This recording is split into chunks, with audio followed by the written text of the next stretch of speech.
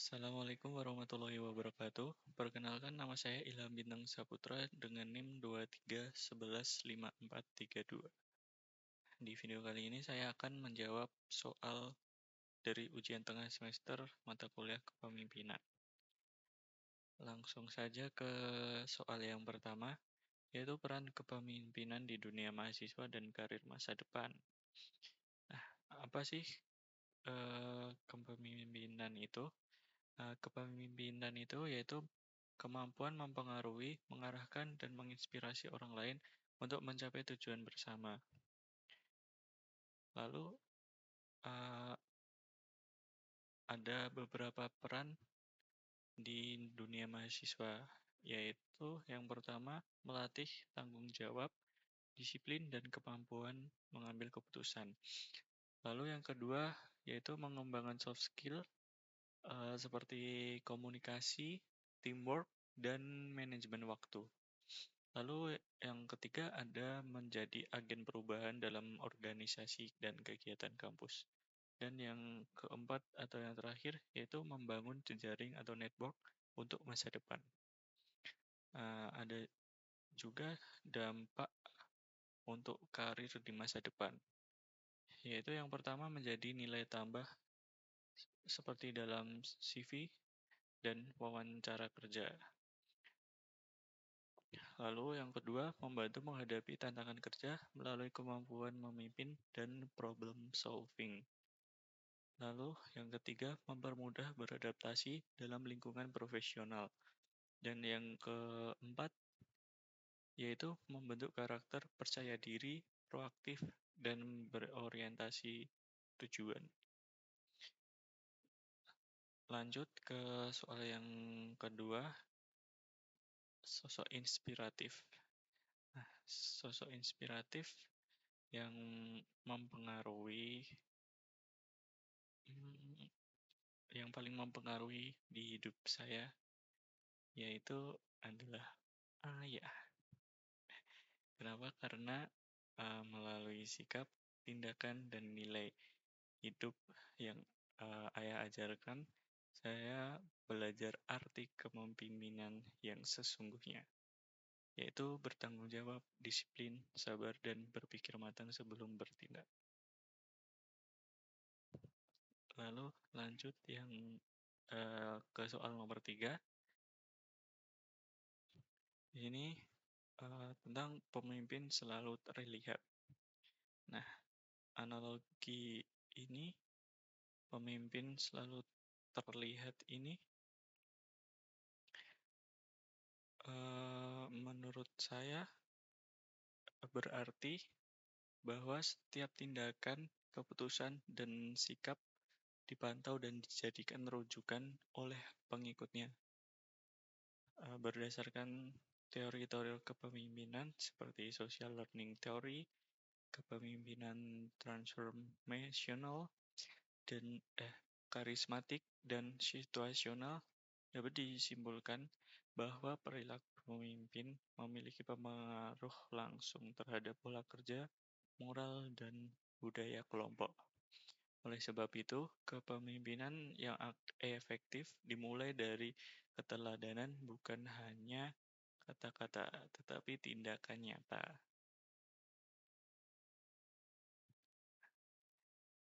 Beberapa teori yang saya ambil yaitu social learning theory. Yang pertama, social learning theory. Nah, ini pengembangnya atau penulisnya yaitu Bandura. Bandura menjelaskan bahwa manusia belajar dengan mengamati. Dalam konteks kepemimpinan, bawahan atau anggota akan meniru apa yang dilakukan pemimpinnya. Artinya, pemimpin pasti terlihat karena perilakunya menjadi sumber pembelajaran. Ada sebuah kata-kata yaitu people learn from observing the behavior of others. Lalu yang kedua, kepemimpinan transformasional. Dalam teori ini, salah satu pilar utama adalah idealist influence pengaruh ideal, yaitu kepemimpinan menjadi role model karena integritas dan nilai-nilai yang ingin ia tunjukkan. Lalu yang ketiga, teori kepemimpinan karismatik.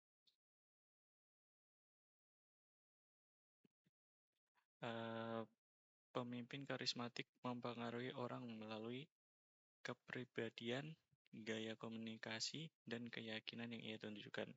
Karismatik muncul karena pemimpin menampilkan perilaku yang kuat dan konsisten, karena perilakunya sangat menonjol. Ia sangat mudah terlihat oleh pengikutnya.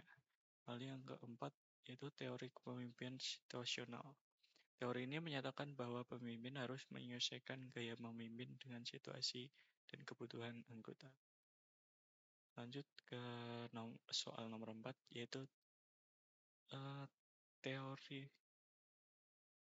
Jelaskan dengan singkat teori kepemimpinan. Ada 4 teori, yaitu yang pertama trait teori. Nah, trait teori ini atau sifat teori klasik yang beranggapan bahwa pemimpin itu dilahirkan, bukan dibentuk. Nah, teori ini fokusnya pada karakteristik bawaan, seperti kecerdasan, karisma, dan kepercayaan diri. Lalu yang kedua, yaitu situational leadership. Tidak ada satu gaya kepemimpinan yang terbaik. Pemimpin efektif menyesuaikan gayanya, mengarahkan, melatih, mendukung, atau mendelegasikan berdasarkan tingkat kematangan dari kesiapan tim. Lalu yang ketiga, transformasional. Pemimpin yang fokus pada perubahan besar, mereka menginspirasi dan mendorong pengikut untuk berubah, berkembang, dan mencapai potensi terbaik. Lalu yang keempat, yaitu servant leadership. Pemimpin melayani mengutamakan kepentingan anggota di atas kepentingan dirinya. Prinsipnya yaitu melayani terlebih dahulu, baru memimpin. Lalu ke soal yang terakhir, yaitu soal kelima. 3 peran utama dalam kepemimpinan mahasiswa mengenali 3 peran utama, yaitu leader, follower, dan influencer. Nah, berikut penjelasannya. Yang pertama, leader.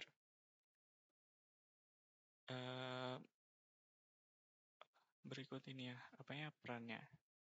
Yaitu berani mengambil inisiatif, menentukan arah visi, dan bertanggung jawab atas keputusan kelompok. Bukan sekedar jabatan, tapi tindakan juga. Yang kedua, follower. Bukan pengikut pasif, menjadi aktif follower yang kritis, mendukung visi dengan kompetensi, dan berani memberikan masukan konstruktif. Lalu, yang ketiga adalah influencer. Menjadi agen perubahan yang membawa dampak positif, mempengaruhi lingkungan sekitar melalui ide, perilaku, dan persuasi tanpa harus memiliki otoritas formal. Mungkin cukup sekian jawaban dari kelima soal yang diberikan. Kurang lebihnya mohon maaf. Wassalamualaikum warahmatullahi wabarakatuh.